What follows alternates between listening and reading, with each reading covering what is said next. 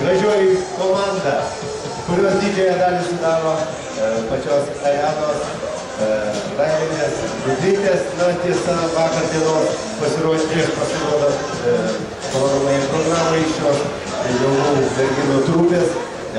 Viena iš vyresniųjų Elenos dukrų, Elena Railaitė, patyrė traumą. Nepilnų sąstatų šiandien dalyvauja mūsų merginos. Taigi, pristatau. Daugvardinė Respublikos konkursų nugalėtoja tarptautinių turnyrų Grantas Elena Rainė ir jos parodomoji programa atliekant pasižiūrotės pratimus būtent ant žirgo. Stambiųjų žemaitukų veislės žirgas demonstruoja savo patikimą judesį, kuris yra reikalingas mūsų naujųjų raitelių pasirodymui. Na, o atlieka šios elementus Valerija Žukovskaja, Anita Tondėjeva, Augustė ir Austėja Railaitės, Valerija ir Nikita Tondėjeva. Tai merginos, kurios demonstruoja vieną iš sudėdamųjų žirginių sporto šakų, pasižiūrotę, kaip vadinama, kaip jau ir ankstesniuose programuose esam minėję, kad tai yra privalomi elementai skirti raiteliams. Ir sovietmečiu buvo įvesta netgi visų klasikinių sporto šakų raiteliams mokėti pasižiūrotės pratimus. Ir tai buvo testuojama prieš Respublikos čempionatus.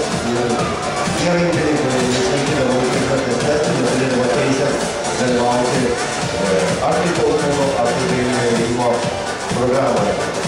Na, čia taip vadinamo žirklės, kurios yra be galo sudėtinga atlikti žirgui judant žingsnį.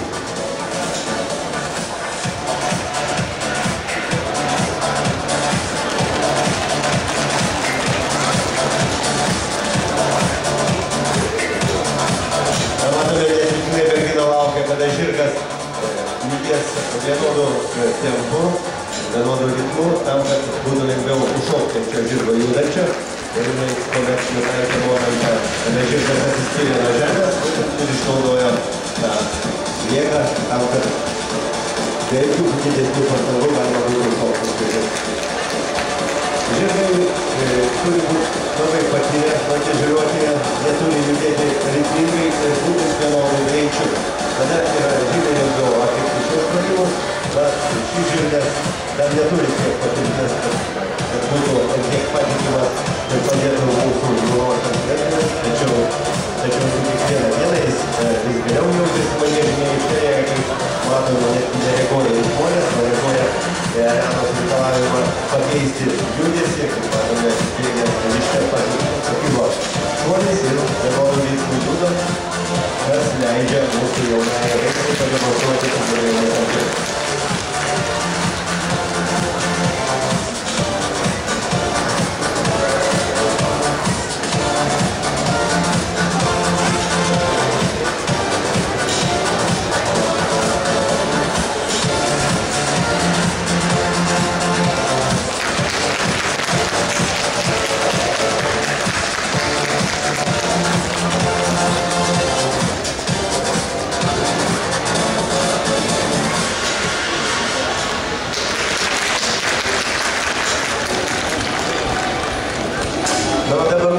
Didžiausias reikalas pademonstruos savo sugebėjimus ant žirgo.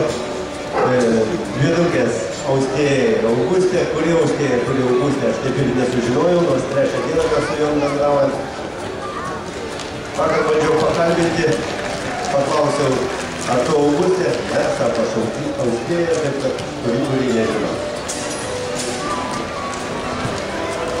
Mama ir tėti žino, kuri Austėja, kuri Augustė.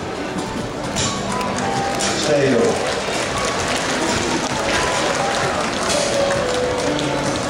Vienas tik tai, kad šios mergaitės yra gyvosios ir užaugusios šalia žirgo. Ir puikiai su jais sutarė, draugauja. Tėtis raitelis, mama raitelė, na, vyresnieji broliai ir sesės. Taip pat raiteliai, tetos raitelės, na, ir nereikia abejoti, kad šios merginos Austėja ir Augustė užaugo taip pat puikias Lietuvos raitelės.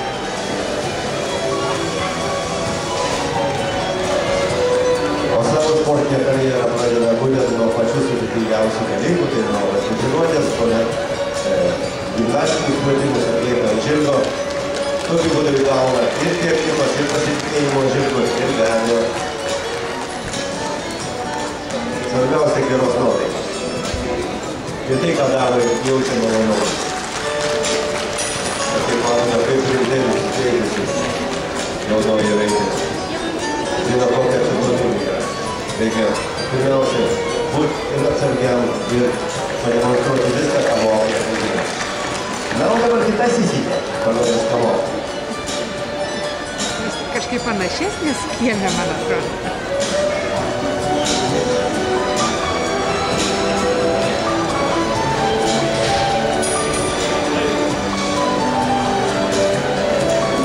Tai jums suktukas, labai sudėtingas elementas.